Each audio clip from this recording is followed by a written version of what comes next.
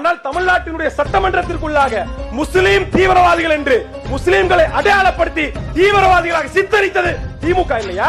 ஆதாரம் கேட்டார்ல, நான் கொடுக்கிறேன். சட்டமன்ற அவை குறிப்பு 23 மார்ச் 1999. திமுக சட்டத்துறை அமைச்சர் ஆல்ரெடி அருணா சொன்ன பதில் இந்த என் கையில இருக்கு. ஒன்னில்ல ரெண்டு இல்ல 5 இடத்துல முஸ்லிம் தீவிரவாதி முஸ்லிம் தீவிரவாதி முஸ்லிம் தீவிரவாதி என்று 5 இடத்துல குறிப்பிட்டார். அவரு ஒரு பட்டியலை கொடுக்கிறாரு. நான் அப்படியே படிக்கிறேன் கேளுங்க. தமிழகத்தில் உள்ள 8 மத்திய சிறைச்சாலைகளில் மொத்தம் 303 முஸ்லிம் தீவிரவாதிகள் சிறை கைதிகளாக உள்ளார்கள்.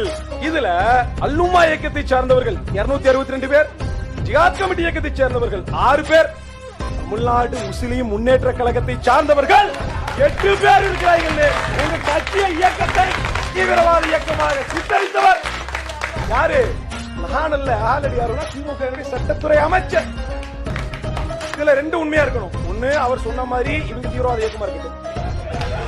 இல்லைன்னா இவங்க தீவிரவாத இயக்கம்னா அமைச்சர் சொன்னது தவறுன்றது ஏற்றுக்கணும். 2 ஒண்ணுதான் உண்மையா இருக்க முடியும்.